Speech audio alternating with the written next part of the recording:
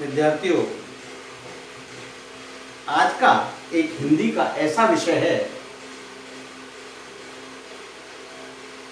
जो आपने आज तक कभी नहीं पढ़ा होगा। ये हमारा बड़ा दुर्भाग्य का विषय है कि हमारी मातृभाषा हिंदी है, हमारी राजभाषा हिंदी है, अधिकांश इस देश के लोग हिंदी बोलते हैं। हम प्राइमरी से जब से पढ़ने के लिए जाते हैं हमें हिंदी पढ़ाई जाती है, हमारे पाठ्यक्रम में हिंदी है। पर दुर्भाग्य का विषय ये है कि हिंदी की दो विधाएं होती है साहित्य, हिंदी साहित्य में गद्य और काव्य। जबकि जानते हैं कि काव्य एक छंदबद्ध रचना को कहा जाता है, परंतु बड़े दुर्भाग्य का विषय है कि प्राइमरी से लेकर के हम 12वीं कक्षा तक हिंदी पढ़ते हुए आ जाते हैं और हमारे सिलेबस में छंद नाम की कोई चीज नहीं है। हमारी व्याकरण की किसी पुस्तक में छंद नाम की कोई चीज नहीं है। पहली क्लास से लेकर के 10वीं 11वीं क्लास तक जब हम पढ़ते हुए आ जाते हैं और जब छंद हमको नहीं पढ़ाए जाते हैं और अचानक से हमारे सामने काव्य सौंदर्य संबंधी प्रश्न आ जाता है। काव्य सौंदर्य के 3 तत्व होते हैं, रस, छंद और अलंकार। सौभाग्य से रस, छंद 9वीं 8वीं क्लासों में, अलंकार और रस 9वीं 8वीं क्लासों में हम पढ़ देते हैं। 10वीं क्लास में सिलेबस में है। बाकी और रस और छंद इन दोनों का बिल्कुल अभाव होता है। छंद तो हम कहीं करते हैं और जब हमसे पूछा जाता है कि इसका काव्य सौंदर्य, शिल्प सौंदर्य लिखिए, तो हम अलंकार लिख सकते हैं, हम रस लिख सकते हैं, परंतु छंद कैसे लिखेंगे? क्योंकि छंद हमने जाना ही नहीं है, छंद हमने पढ़ा ही नहीं है। छंद किसे कहते हैं?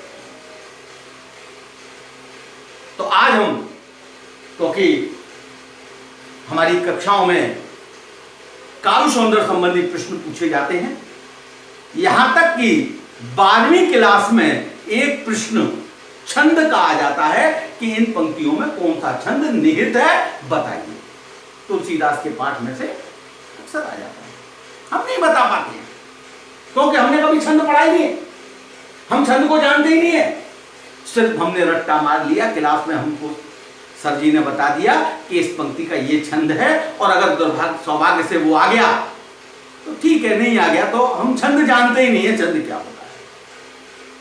तो हम जानेंगे छंद। छंद क्या होता है? छंद संस्कृत साहित्य में छंद शब्द विराट व सीमित अर्थों में अनेकानेक संज्ञाओं का द्योतक है।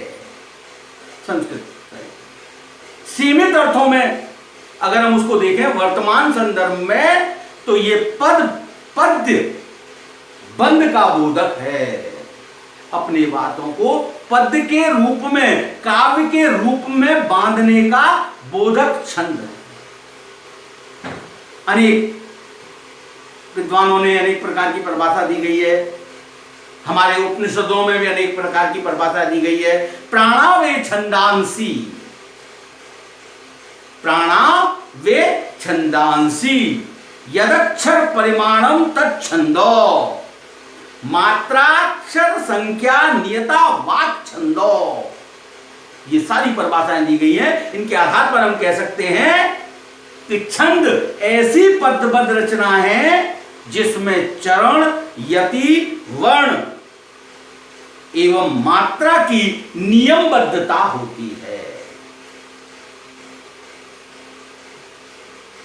ऐसा पद्य, ऐसा काव्य जो चरण, यति, वर्ण और मात्रा के नियमों से बंधा हुआ होता है, वो छंद कहलाता है। अब छंदोबद्ध रचना के क्या लाभ है भाई? छंद कम शब्दों में भावों के प्रकाशन हेतु संभावित विशिष्ट संरचनाएं प्रदान करता है। पहला लाभ, गेय होने के कारण छंद आसानी से लंबे समय तक याद रहते हैं। विस्मृति के गर्त से भी उसे सरलता से निकाला जा सकता है। अगर हम भूल जाएं और याद करने की कोशिश करें तो हमें उसे सरलता से निकाल सकते हैं। बचपन में सुनी लोरियां हमें बुढ़ापे तक याद रहती हैं, पता है आपको? छंद काव्य को स्थिरता प्रदान करते हैं, स्थिर। छंद रसोत्पत्ति करते हैं, रस की उत्पत्ति। छंद में अगर गाया हुआ कोई छंदबद्ध कविता है वो रस की उत्पत्ति करती है। छंदबद्ध होने से कृति के आकार का सटीक ज्ञान हो जाता है। जैसे सप्तशती 700 श्लोकों यानी छंदों यानी दोहों की पुस्तक सप्तशती। जैसे गीता, दुर्गा सप्तशती, बिहारी सतसई आदि शतक 600 छंदों का संग्रह है, शतक कहलाता है। जैसे श्रृंगार शतक, वैराग शतक आदि। छंदोबद्ध रचना करना प्रतिभा प्रकटीकरण है, ये छंद। अब विषय आता है आपके सामने, चरण क्या होता है। चरण, जाऊं कहां तजी चरण, चरण माने पैर। हम आगे बढ़ने के लिए पैर बढ़ाते हैं और निरंतर आगे बढ़ते। देखो चरण, चरण माने स्टेप, पाद हिंदी में कहते हैं। किसी छंद का लक्षण जितने वाक्य अथवा वाक्यांश में एक बार पूरा घटित होता हो उसे चरण कहते हैं, उसे चरण कहते हैं। क्लियर? अब इसके बाद में क्या आता है? चरण। पहला चरण देखिए, आप देखिए, आप अब आपका ये है, कोई उदाहरण है। मंगल भवन अमंगल हारी द्रवौ सुदशरथ अजिर बिहारी, ये पंक्ति है काव्य। अब पहला चरण क्या हुआ? मंगल भवन अमंगल हारी द्रवौ सुदशरथ अजिर बिहारी, ये पहला चरण पूरा हो गया। ये एक चरण। इस तरह के चरण स्टेप पाद को कहते हैं। इसके बाद में यति होती है। यति किसी छंद के चरण को पढ़ते समय बीच में जहां कहीं रुककर विश्राम किया जाता है उसे यति कहते हैं। जैसे मंगल भवन अमंगल हारी, रुक गए, द्रवहु सुदशरथ अजिर बिहारी, ये रुक गए, यति हो गई, उसको यति कहेंगे। थोड़ी देर रुका जाता है, इसमें कॉमा चिन्ह लगाया जाता है और चरण के अंत में जहां अधिक देर रुकते हैं वहां विराम का चिन्ह लगाया जाता है, पूर्ण विराम।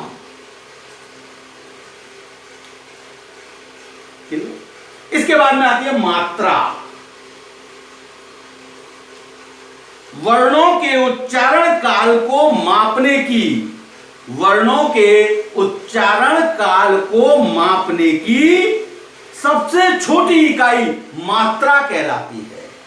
किसी स्वर का उच्चारण करने में जितना समय लगता है उसे एक मात्रा काल कहते हैं। मत, कला और कल ये सब मात्रा के ही नाम।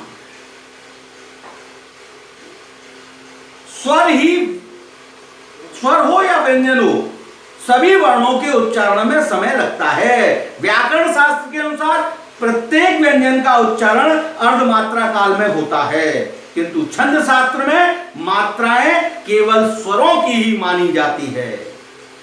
जब किसी छंद के चरण में मात्राओं की गिनती करनी हो तो केवल स्वरों की ही मात्रा गिनी जाती है। तो इस प्रकार से मात्रा कितने प्रकार की होती है? व्याकरण शास्त्र के अनुसार मात्रा के दो भेद किए गए हैं, ह्रस्व और दीर्घ।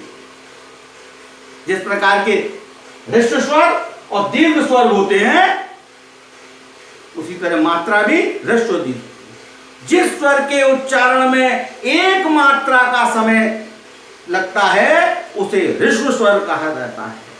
ये हिंदी में 4 स्वर हैं, अ, ई, उ, री। ये 4 स्वर जो हैं वो ह्रस्व हैं। दूसरे होते हैं दीर्घ स्वर। जिन स्वर के उच्चारण में 2 मात्रा का यानी दुगना समय लगता हो वो दीर्घ स्वर कहलाते हैं। जैसे आ, ई, उ, री, ए, ओ, औ, ये 8 दीर्घ स्वर हैं। ये आप पढ़ चुके हैं, आप जानते हैं, इस बारे में आप अच्छी तरह से जानते हैं। इसके बाद में आता है वर्ण। वर्ण क्या होता है? हिंदी में भाषा में कहते हैं भाषा की वह छोटी इकाई जिसके टुकड़े ना हो सके वर्ण कहलाते हैं। परंतु यहां पर छंद शास्त्र में प्रयुक्त अक्षर को वर्ण कहा जाता है। जो कविता में प्रयुक्त अक्षर है उनको वर्ण कहा जाता है। वर्ण की गणना करते समय उसकी मात्रा पर ध्यान नहीं दिया जाता, ये वाणिज्य छंद वर्ण का। अब लघु गुरु का परिचय कैसे होगा भाई? इसके बाद में हम क्या करते हैं, वर्ण वर्ण हो गए। वर्ण कौन से हैं? दो प्रकार के होते हैं, एक लघु और एक गुरु। वही ह्रस्व और दीर्घ। लघु का चिन्ह हम इस प्रकार लगाते हैं और गुरु का चिन्ह हम इस प्रकार लगाते हैं। गुरु माने बड़ा, लघु माने छोटा। अब लघु गुरु का परिचय देखिए। छंद में मात्राओं तथा वर्णों की गणना तथा वर्ण क्रम समझने के लिए लघु गुरु का ज्ञान बहुत आवश्यक है। नियम, निम्नलिखित नियमों को हम देखते हैं। लघु वर्ण, ह्रस्व को छंद शास्त्र में लघु कहते हैं। जो ह्रस्व है उसको छंद शास्त्र में लघु कहते हैं। लघु वर्ण की एक मात्रा होती है, एक मात्रा गिनी जाती है। यदि किसी दीर्घ स्वर का शीघ्रता के में ह्रस्व की तरह उच्चारण किया जाए तो उसे भी लघु माना जाता है और उसकी भी एक मात्रा गिनी जाती है। दूसरा आता है गुरु। दीर्घ स्वर को छंद शास्त्र में गुरु कहते हैं। गुरु वर्ण की दो मात्राएं होती हैं, अनुस्वार यानी बिंदी, विसर्ग सहित स्वर को गुरु माना जाता है। उनकी दो मात्राएं गिनी जाती है, जैसे कम और कह। कम और कह, इनकी दो मात्राएं मानी जाती है। संयुक्त व्यंजन से पूर्व का लघु वर्ण भी गुरु माना जाता है और उसकी दो मात्राएं गिनी जाती है, जैसे चंपा। चंपा में च और कल्याण में क, ये वर्ण गुरु है। लघु गुरु वर्ण के लिए इन चिन्हों का प्रयोग किया जाता है। इसके बाद में आता है गण। ये 8 गण माने जाते हैं। 3-3 वर्णों के समूह को, जिसमें लघु गुरु का विशेष क्रम होता है, गण कहा जाता है। गण 8 प्रकार के होते हैं। कौन कौन से? यगण, मगण, तगण, रगण, जगण, भगण, नगण और सगण। ये 8 प्रकार के गण माने गए हैं। सभी गणों को एक संयुक्त, एक छोटे से सूत्र में प्रयुक्त कर दिया गया है। यमाता राज भान सलगा। यमाता राज भान सलगा, इस सूत्र में या से लेकर के सा तक के वर्ण गणों के प्रथम अक्षर को सूचित करते हैं। या से लेकर के सा तक के ये जो अक्षर हैं, ये गण के प्रथम अक्षर को सूचित करते हैं। किसी गण के लघु गुरु क्रम को जानने के लिए सूत्र में उस गण का प्रथम अक्षर लीजिए और उससे आगे के 2 वर्णों को जोड़िए। जैसे यगण, य मा ता। य जानने के लिए यमाता 3 वर्ण लिए जाएंगे, तो या का 1, तो 2 और ता का 3। तो यगण में एक क्या हो गया, एक लघु और 2 गुरु हो गए, यमाता। इस प्रकार से 3 वर्ण। इसी तरह से हमारे गणों का आपके सामने परिचय दिया गया है। यमाता, यगण, मगण, मातार, तगण, ताराज, रगण, राज भा, जगण, ज भान, भगण भन स, नगण न स ल, सगण स ल गा। अब सलगा बचा, सगण सलगा। इस प्रकार से ये गणों का क्रम होता है। इस प्रकार से गणों के विचार आपके सामने हमने प्रस्तुत किए। अब इसके बाद में आता है छंद के भेद। अब हम यहां पर छंद के भेदों की चर्चा करेंगे। छंद कितने प्रकार के होते हैं भाई? इस प्रकार से जब हमने देखे तो छंद एक तो आ गया आपका मात्रा और एक वर्ण। अब हम मात्रा के आधार पर लेते हैं तो एक छंद कौन सा आता है? मात्रिक छंद। और वर्ण के आधार पर जब हम लेते हैं तो दूसरा छंद आता है वर्णिक छंद। एक मात्रिक, एक वर्णिक छंद है। मात्रिक छंद जिन छंदों में चरणानुसार मात्राओं की संख्या निर्धारित रहती है उसे मात्रिक छंद कहते हैं। इन छंदों में वर्णों की संख्या पर ध्यान नहीं दिया जाता है, सिर्फ मात्रा की संख्या पर ध्यान दिया जाता है। तो मात्रिक छंद कौन कौन से? चौपाई, दोहा, सोठा, रोला आदि। अब देखिए एक मात्रिक छंद का आपके सामने उदाहरण है चौपाई।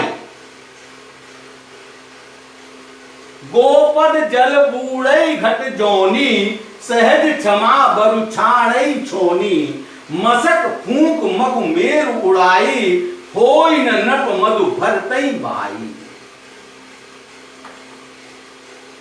चौपाई छंद इसके 4 चरण होते हैं। प्रत्येक चरण में 16-16 मात्राएं होती हैं। हर चरण के बाद एक यति होती है। इसमें हर चरण के बाद यति है। चौपाई में प्रत्येक चरण पर यति होती है, यह ध्यान रखना है। 16 मात्राएं होती हैं प्रत्येक चरण में। 4 चरण, जो चौपाई 4 पाए, 1 2 3 4 चरण होंगे इसमें, क्योंकि चौपाई है और समान होंगे। 4 पाई के पाए समान होते हैं, इसी प्रकार चौपाई के भी मात्राएं समान होती हैं। अंत में जगण अथवा तगण नहीं आना चाहिए, ये हमें ध्यान रखना है। क्लियर? तो 4 चरण हो गए। पहला चरण क्या है? गोपद जल बूढ़ई घट जोनी, सहज क्षमा बरुछाणई छोनी, मसक फूंक मकु मेर उड़ाई, होई न नट मधु भरतई भाई। पहला चरण ने किया गोपद, ओ की मात्रा है 2, प आ है खाली इसमें छोटा 1 मात्रा, द इसमें खाली आ की मात्रा है 1, जल 1, बूढ़ई ऊ जिसको बड़ा ऊ बोलते हैं, उस बड़े ऊ की मात्रा के 2, र 1, ही छोटी की मात्रा है इस केस में 1, घट जोनी ओ और बड़े ही की मात्रा होने से 2 अंक हो गए। 2 और 1 3 और 1 4 और 1 5 और 1 6 7 8 9 10 11 12 13 14 15 16। इस प्रकार ये पहले चरण में 16 मात्राएं हो गई। सहज क्षमा बरुछाणई छोनी दूसरे चरण में 16 मात्रा हो गई। मसक फूंक मकु मेर उड़ाई तीसरे चरण में 16 मात्राएं हो गई। होई न नट मरु भरतई भाई चौथे चरण में 16 मात्राएं हो गई। इस प्रकार ये चौपाई के 4 चरण में 16 दोहा छंद। अगर आता है दोहा छंद, इसी मात्रिक छंद में दोहा छंद है। दोहा छंद क्या? ये मात्रिक छंद है। इसके भी 4 चरण होते हैं। प्रथम तथा तृतीय चरण में 13-13 मात्राएं, द्वितीय तथा चतुर्थ चरण में 11-11 मात्राएं होती है। अंतिम वर्ण लघु होना चाहिए। देखिए इसमें भी प्रत्येक चरण के बाद यति होती है। रुकना, लसत मंजुमन मंडली, रुक गए, यहां पर यति आ गई। मत से रघुचंदू, चरण पूरा हो गया। पहला ठीक 4 चरण हो गए, इसमें पूरा हो गया। ज्ञान सभा जनु तनु धरे। फिर रुक गए, पहला चरण, यहां यति आ गई पहले। भगत सच्चिदानंद, 4 चरण हो गए, 1 2 3 और 4। कहा गया है पहले और तीसरे चरण में 13 मात्राएं होती हैं। पहला चरण और तीसरे चरण में 13 मात्राएं, दूसरे और चौथे चरण में 11 मात्राएं होती हैं। ये 2 आचंद है। 2 आचंद 2 पंक्तियों में होता है। अब देखिए पहले चरण में 13 मात्रा, लसत मंजू मणि मंडली, आ है छोटा आ, तीनों में आ है, आ की मात्रा लगी हुई है, 1 2 3। मंजू अनुस्वार आ गया, आना है यहां पर। इससे पहले का अक्षर क्या हो जाएगा? जहां संयुक्त व्यंजन आ जाता है वहां पहले का वर्ण दीर्घ हो जाता है, तो ये 2 अक्षर आ गए। मंजू, छोटे ऊ की मात्रा 1, मणि में आ है 1, नी में छोटी ई की मात्रा 1, मंडली देखिए संयुक्त अक्षर के पहले का 2, 1 और बड़े ई की मात्रा होने के 2। कितने हो गए? 1 2 3 4 5 6 7 8 9 10 11 12 और 13। पहले चरण में 13 मात्रा है। अब दूसरे मध्य, सी रघुचंद्र, संयुक्त, इसलिए ये दीर्घ हो गया।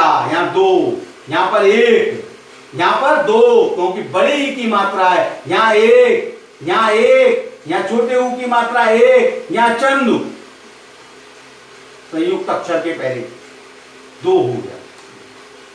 2 और 1 3 और 2 5 और 1 6 और 1 7 और 1 8 9 10 और 11, 13 मात्रा। इसी प्रकार दूसरी पंक्ति में देखिए आप, ज्ञान सभा जनु तनु धरे भगत सच्चिदानंद, इसमें भी 13 और 11 मात्राएं। तो धुआचंद का क्या है?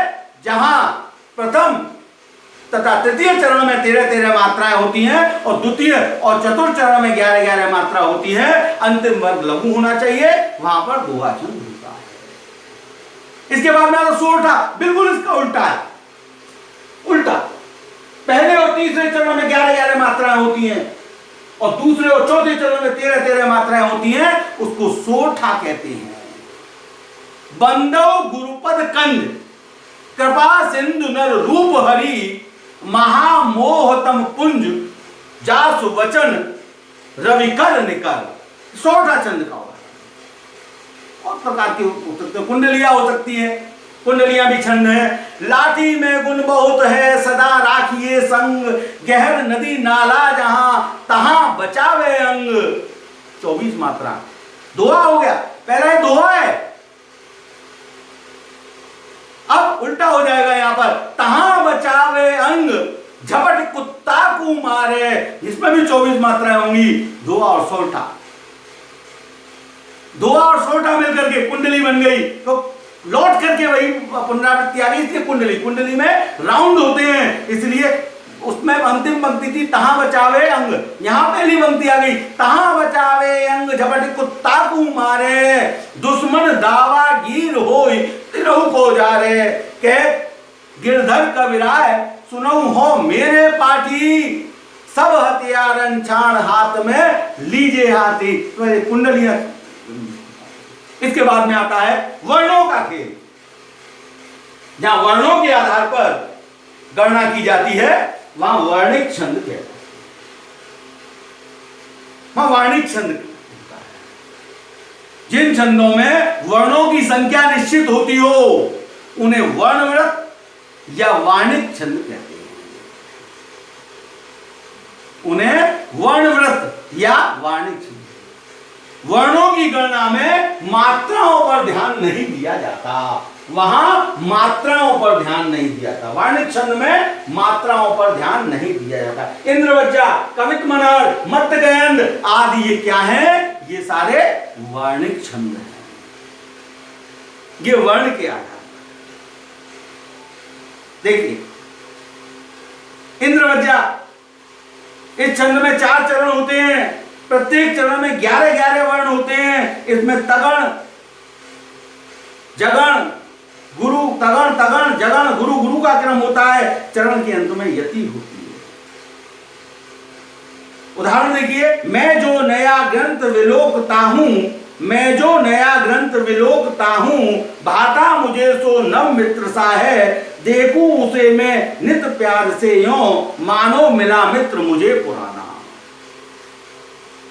सवैया 22 से 26 वर्णों तक के वर्णवतों को सवैया कहते हैं। वर्णों की गिनती होती है इसमें वर्णों की गिनती होती है। या लकुटी और कामरिया पर राज त्रिपुर को तज डारो, आठों सिद्धि नवों निधि कौसुक, नंद की धेनु चराय बिसारो, रस कान कबोइन आखन ते, रस कान कबोइन आखन ते, ब्रज के वन बाग तड़ाग निहारो, कोटिक हूँ कलदौत के धाम, किरील की गुंजन ऊपर वारो, किरील की गुंजन ऊपर वारो। यानी कि आप या लकुटी, वर्ण दो वर्ण है इसमें, या दो, लकुटी ला में एक वर्ण है, का में दो वर्ण है। इस प्रकार इनके वर्णों को अगर हम गिनते हैं तो वर्णों को गिनने के बाद इनकी संख्या निकल के आती है। तो यहां पर ये वार्णिक छंद के उदाहरण।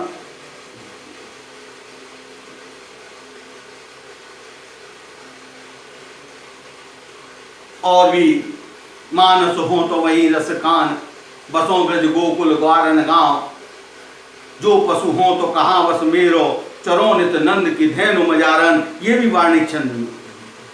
बसंत तिलका में इसके भी 4 चरण होते हैं, प्रत्येक चरण में 14 वर्ण होते हैं। वर्णों में तगड़, भगण, जगण, जगण, गुरु, गुरु का क्रम होता है। भूमे रमी शरद की कमनीयता थी, भूमे रमी शरद की कमनीयता थी, नीला अनंत नव निर्बल हो गया था, थी छा गई ककुब में अमिता सिताबा, उत्फुल्ल सी प्रकृति सी प्रतिभात होती। मालिनी छंद का उदाहरण देखिए। इसके 4 चरण होते हैं, प्रत्येक चरण में 15 वर्ण होते हैं। वर्णों का क्रम होता है 2 नगण, 1 मगण, 2 यगण, 8 और 7 वर्णों पर यति होती है। प्रिय पति वह मेरा प्राण प्यारा कहाँ है, प्रिय पति वह मेरा प्राण प्यारा कहाँ है, दुख जल निधि डूबी का सहारा कहाँ है, अब तक जिसको मैं देख के जी सकी, वह हृदय हमारा नेत्र प्यारा कहाँ है, वह हृदय हमारा नेत्र प्यारा। इस प्रकार से ये छंदों का विवरण आपके सामने। कहीं कहीं विवाद होता है कि छंदबद्ध कविता, मुक्त छंद कविता, छंद मुक्त कविता। तो विचार देख लीजिए, छंद मुक्त कविता नहीं हो सकती, मुक्त छंद कविता हो सकती है। किसी कविता में छंद से मुक्ति मिल सकती है, उनमें कई छंद हो सकते हैं, एक छंद पर आश्रित नहीं हो सकती। परंतु छंद मुक्त कोई कविता नहीं हो सकती, क्योंकि कविता में छंद का समावेश होना बहुत आवश्यक है। जहां वर्ण और शब्द है वहां एकाक्षरी छंद भी कहा गया है। एक अक्षर भी का भी अगर हम उच्चारण करते हैं तो उसमें भी छंद होता है। बस आज इतना ही। आपका दिन शुभ मंगल में हो। Thank you very much.